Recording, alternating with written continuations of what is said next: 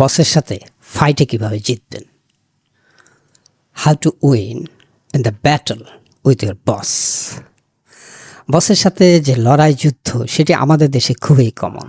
আজকের এই ভিডিওতে বলার চেষ্টা করবো যে বসের সাথে লড়াইয়ে বা ফাইটে আপনি কিভাবে জিতবেন, কিভাবে জেতা যায়। সারা পৃথিবীতেই বসের সাথে এক ধরনের দ্বন্দ্ব চলে, তো এই ফাইটে আপনি কিভাবে জিতবেন সেটা নিয়ে আজকে ছোট্ট ভিডিও। ফাইটে জেতার প্রথম কথা হচ্ছে, আপনি যদি বসের সাথে ফাইটে জিততে চান আপনাকে যেটি অবশ্যই করতে হবে সেটি হচ্ছে never fight with your boss directly.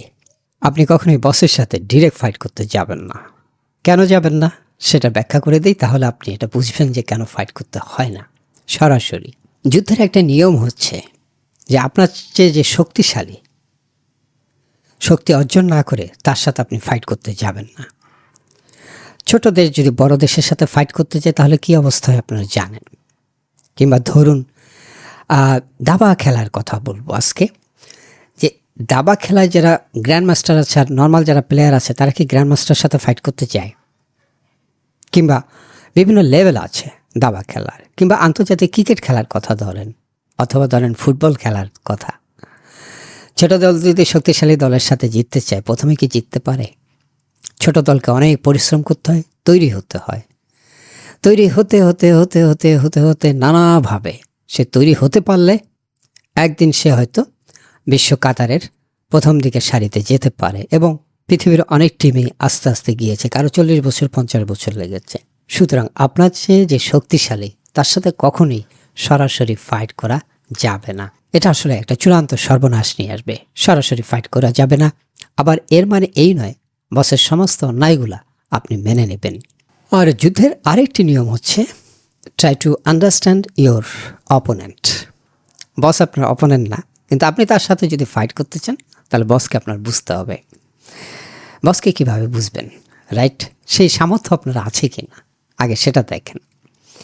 আপনারা যদি খেয়াল করেন যে বড় বড় ফুটবল খেলা, ক্রিকেট খেলা অথবা দাবা খেলা যদি সেটা প্রতিযোগিতামূলক হয় তখন তাদের কোচ মেন্টররা কি করে দেখবেন যে এই যে বাংলাদেশের প্লেয়ারদের দেখা যায় যে কোনো একটা টিমের বিরুদ্ধে খেলবে, সেই টিমে কারা কারা আছে তাদের খেলাগুলোকে তারা কন্টিনিউয়াস দেখে, তার মুভমেন্টগুলো দেখার চেষ্টা করে, তার বোলিং অ্যাকশনটা কীরকম, তার ব্যাটিং অ্যাকশনটা কীরকম, সেগুলো বারবার দেখে। দেখার পরে কি করে? কৌশল নির্ধারণ করে। তার মানে আপনার অপোনেন্টকে যদি আপনি বুঝতে না পারেন, you can not fight and you can not never win in fight.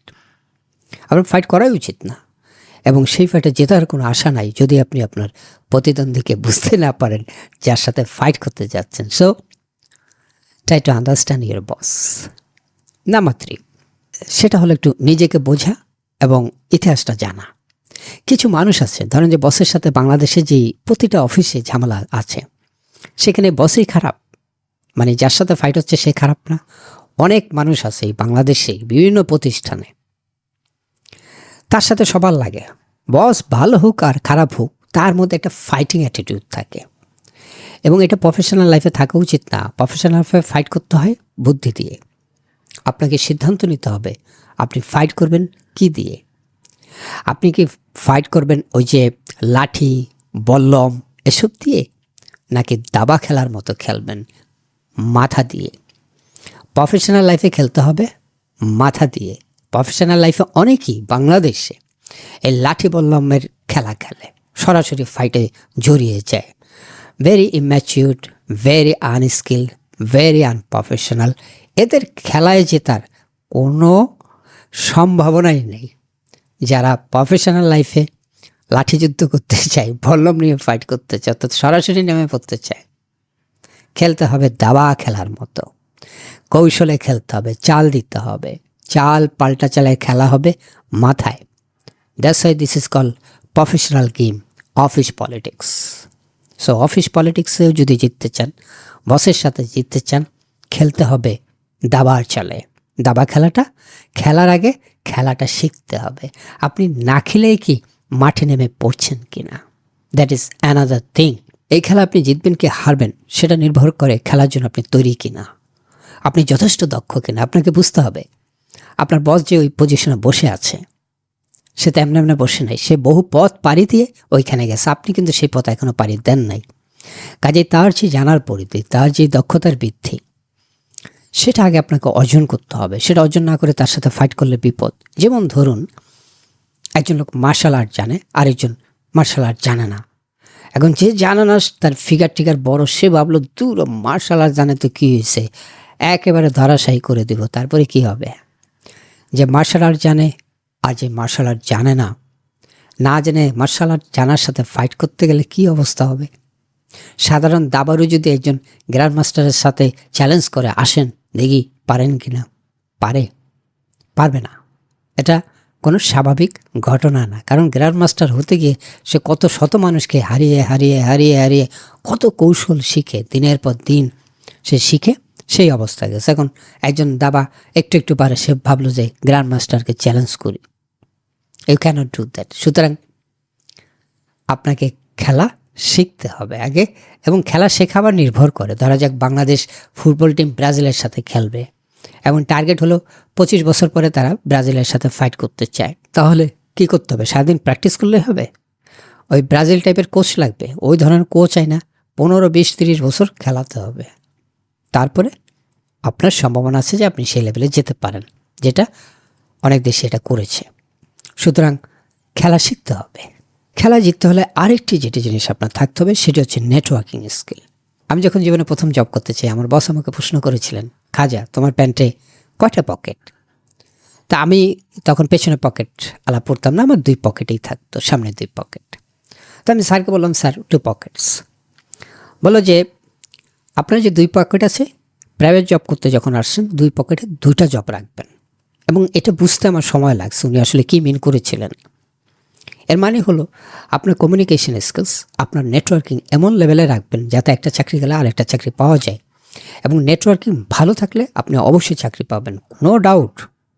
যারা জব নিয়ে হ্যাসেল করে তাদের অন্যতম প্রধান অনেক ঘাটতি আছে। একটা ঘাটতি হচ্ছে নেটওয়ার্কিং। অনেক কিছু জানে, নেটওয়ার্কিং না থাকলে কিন্তু সমস্যা। সুতরাং আপনি যখন বসের সাথে ফাইট করবেন তখন পকেটে যেন 2টা জব থাকে, তাহলে ফাইট করতে পারবেন। আর পকেটে যদি শূন্য থাকে, শূন্য হাতে ফাইট করতে যাওয়া কি ঠিক কাজ হবে?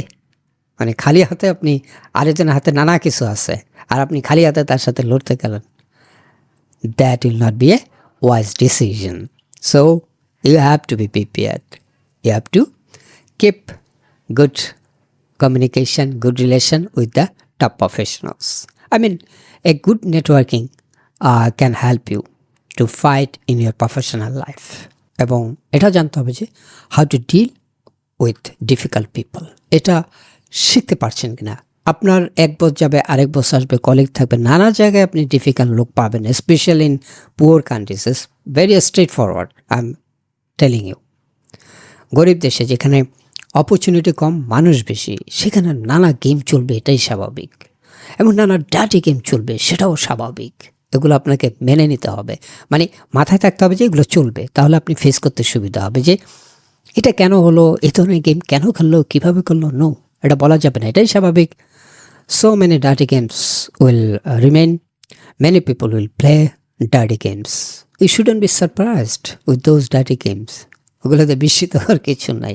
How to deal with difficult people, সেটা আপনার জানা জরুরি। আর শেষ যে কথাটা বলতে চাই সেটি হচ্ছে, এই ফাইট করতে গিয়ে যেটা হয়, বিশেষ করে যারা ওই যে লাঠি বল্লম নিয়ে ডাইরেক্ট ফাইটে নামতে চায়, মানে সরাসরি ফাইট বসের সাথে, দে আর ফুলিশ পিপল। ইংরেজিতে আমরা বলি বোধহয় ফুল হার্ডি, রাইট? তো তাদের যেটা হয় যে এই ফাইট করতে করতে তারা তাদের আসল লক্ষ্য থেকে সরে যায়। কাজে বসের সাথে জেতার শেষ উপায়টা যেটা বলছি, এটি একটি দারুণ উপায়। সেটি হলো আপনি আপনার কেরিয়ার প্ল্যান থেকে একটুও সরবেন না। আপনার সামনে কিন্তু আপনার কেরিয়ার প্ল্যানটা আছে। আপনার কেরিয়ার প্ল্যান যদি সামনে থাকে, এবং সেই কেরিয়ার প্ল্যান আপনি কীভাবে অ্যাচিভ করবেন, কখন কোন সার্টিফাইড কোর্স করবেন, কখন কোন ডিগ্রি নেবেন, কখন কোন স্কিল অ্যাচিভ করবেন, সেদিকে যদি আপনার ফোকাস থাকে, নজর থাকে, বসের সাথে ফাইটের জন্য খুব একটা সময় পাবেন না। কারণ আপনি ব্যস্ত থাকবেন আপনার কেরিয়ার টার্গেট নিয়ে, আপনি ব্যস্ত থাকবেন আপনার কেরিয়ার প্ল্যান ইমপ্লিমেন্ট করার জন্য। সেটার জন্য অনেক কিছু লাগবে। বসের সাথে ঝগড়া করার এত সময় কই, ফাইটের এত সময় কি, ওখানে যা বলতেছেন সেখানে যা বলতেছেন, সময় থাকার কথা না। যারা কেরিয়ারিস্ট, যাদের ভালো কেরিয়ার প্ল্যান আছে, তাদের এত সময় থাকে না। আর তাদের সময়ের বড় অংশটা তারা কী করে, নিজেকে প্রিপেয়ার করে, শার্পেনিং ইউর সেলফ। বসের সাথে ফাইটে জেতার সর্বশ্রেষ্ঠ উপায় হচ্ছে নিজেকে তৈরি করা, শার্পেনিং ইউর সেলফ, এবং দক্ষতাগুলো প্রতিনিয়ত চেঞ্জ হচ্ছে। লাইক আপনি 5 বছর আগে কমিউনিকেশন স্কিল শিখেছেন, চর্চা করেছেন, এখন কিন্তু অনেকটা বদলে গেছে। আপনার যে ক্রাইসিস ম্যানেজমেন্ট, নতুন নতুন ক্রাইসিস আসছে, আপনার যে নেটওয়ার্কিং, আপনার যে online communication, right, virtual communication, networking পর্যন্ত আগেরটা নাই, এখন নতুন ধরনের নেটওয়ার্কিং কাজ করছে। So you have to be very cautious about your improvement. It's a must. আপনি যদি সময়ের সাথে সাথে নিজেকে স্কিল না করেন, দক্ষ না করেন, কম্পিটেন্ট না করেন, এবং আপনার হ্যাবিট লেভেলকে চেঞ্জ না করেন, আপনি লড়াইতে এমনিতেই হেরে যাবেন। জেতার শ্রেষ্ঠ উপায়, সেরা উপায়, বসের সাথে ফাইটে জেতার শ্রেষ্ঠ উপায়, সেরা উপায়, সেটা হচ্ছে শার্পেনিং ইউর সেলফ, খেলার জন্য তৈরি হওয়া। আপনার যত ধরনের স্কিল আপডেট আছে সেগুলো যাতে মিস না হয় এই দ্বন্দ্বে জড়িয়ে। বলা হয় যে কোনো দ্বন্দ্ব মানুষকে পিছিয়ে দেয়। কেন পিছিয়ে দেয় জানেন? ওই যে আপনার মূল কাজ থেকে সে একটা সময় নিয়ে পড়ে, আপনার মূল কাজটা শুধু পেছাতে থাকে। সুতরাং আপনার যে শার্পেনিং স্কিলস দরকার, লার্নিং দরকার, আপনার যে কম্পিটেন্সি দরকার, সেগুলো থেকে আপনি লক্ষ্যচ্যুত হবেন না। আপনি সবসময় আপনার ফোকাস রাখবেন আপনার কেরিয়ার প্ল্যানের দিকে, এবং সেই কেরিয়ার প্ল্যান ইমপ্লিমেন্টেশনের দিকে। Thank you so much for watching this video. See you again.